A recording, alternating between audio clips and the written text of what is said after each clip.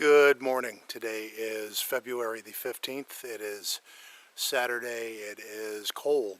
It is probably not more than 16 degrees right now, and weirdly going to snap back up into the 40s tomorrow. So kind of a weird day that way, but we're out in the local vigilance area today. I know I said I was going to be checking out a new area. That will be tomorrow if I do get out there, basically just because it's a better day. Today I'm going to be around here checking for sign again, doing what I can in lieu of the temperature, but otherwise it's very sunny, so it's bright, and I don't know how that affects lighting, but it's also very cold, so there are going to be limits on what I can do today.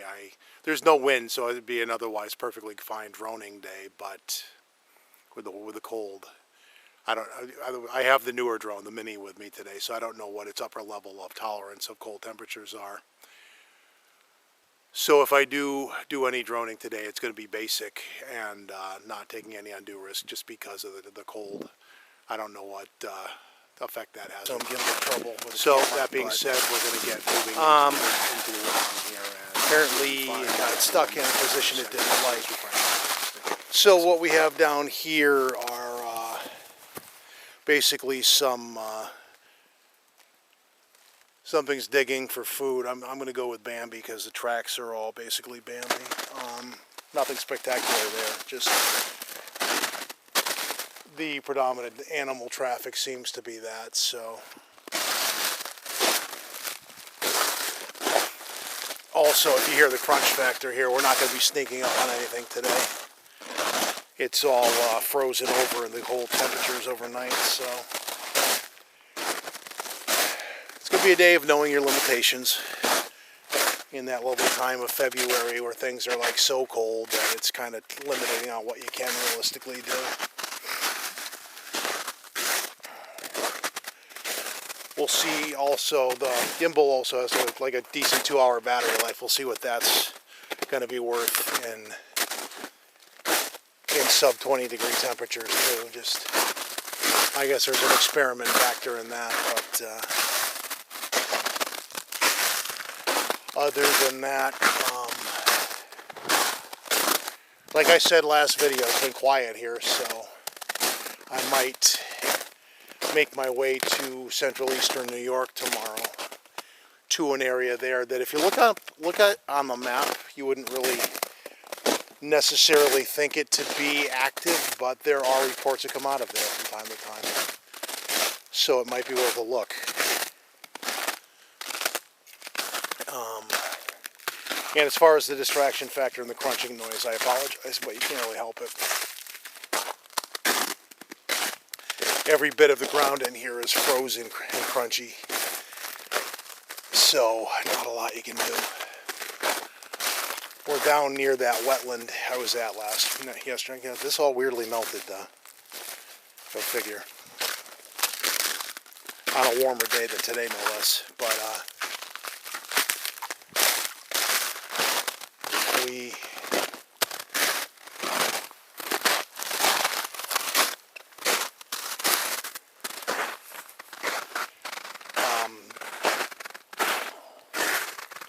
just haven't been in this stretch of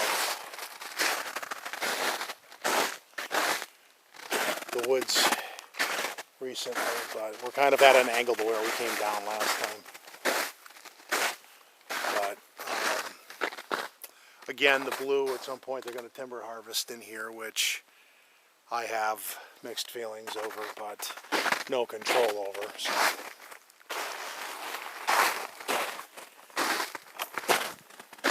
they're going to, they have a guy on Facebook in a local Facebook group that gives announcements to when and where they'll be doing it, and apparently they won't be doing it. He wasn't sure if they were going to be hitting this area this year, but the guy saying that manages the other side of the region as opposed to this, but he was guessing. So a lot of down twigs and things in here. This is, I guess not.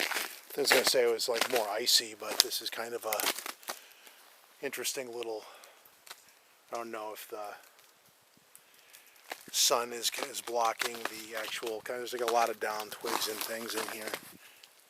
And I don't know if you can see that. That's basically because it's that time of year and I don't do well with cabin fever. But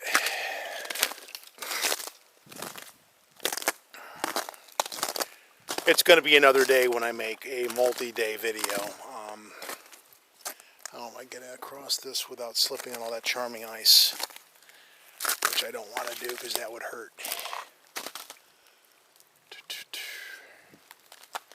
That being said, it's probably frozen, so apparently that was quite easy. It's going to be a multiple day video. Tomorrow will probably look a lot different wherever I end up, only because it's not going to be as frigid. They had projected it was going to be like 27 this time of day today, and they're wrong. It's about 16 when I got out of the car. Then again, you have to allow for a little colder when you're in the hills anyway, but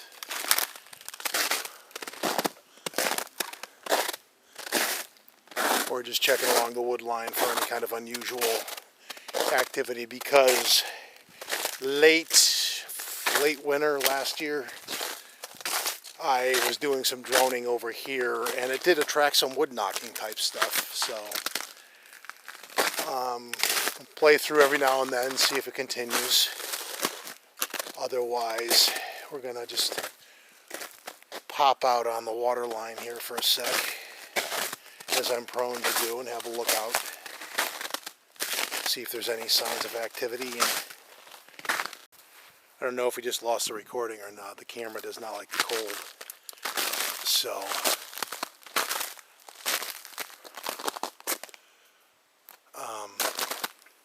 hopefully we still have the recording. It did stop recording though, but so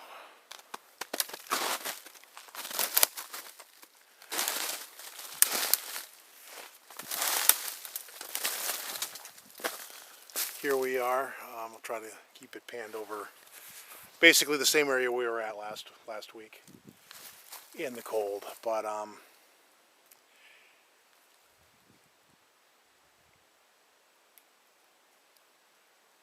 thought I heard something. Could be wrong. But yeah, not sure what just happened, but the camera just went into safety mode and it wasn't stuck in any kind of position. I just don't think it likes the cold. And that, again, is going to be a limitation for today. If I can't effectively film, then I'm just out here crunching around in the snow. So we're going to probably just table this segment for now, solely because of that, and we'll come back. We're going to save it for if there's anything interesting. We'll do what we can, but we're on the northern, or we've moved north up this slope, and we are following some older, what seems to be older berry tracks, and some squirrel tracks. Not a lot else out here, but we're making a sweep through the check anyway. And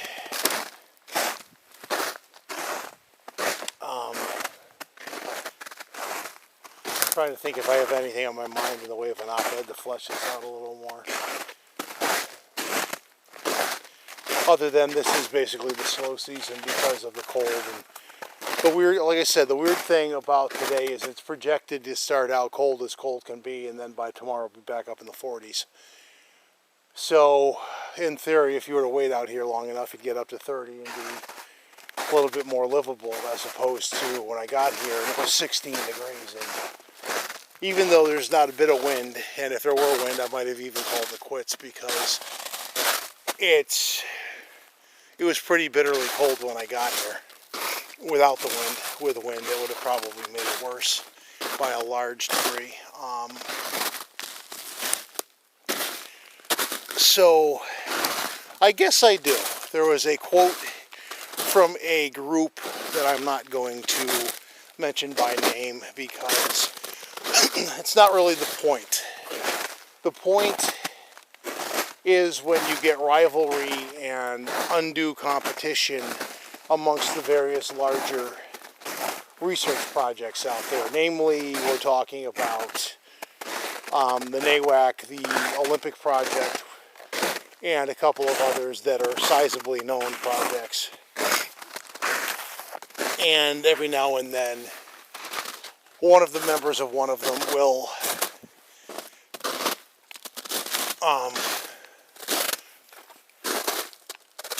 make a statement that leads us back in this direction of who's the better project. And the answer, in my opinion, is who has brought us the specimen that will solve this? And the answer is none of them. So, with all due bluntness, without that credential, everybody's batting about even. Everyone from somebody starting out day one to Meldrum and all the way in Disatel and all the way back, mainly because we're all still looking. Matt Pruitt of the NAWAC wrote a piece on his blog the other day that was justifying my pursuit of the Sasquatch mystery, or a similar worded title to that. And he raises some interesting points and frustrates me in other places in his blog entry because he makes several speculative statements making reference to Gigantopithecus, which is, in my opinion, again, one of the dumber attempts to put a round peg in a square hole to fit the bill for Sasquatch in science. In my opinion, it is not Giganto for a number of reasons, but mainly the amount of time that this creature was in a tropical environment, largely thought to be herbivore. For some reason, that other word doesn't come out of my mouth, but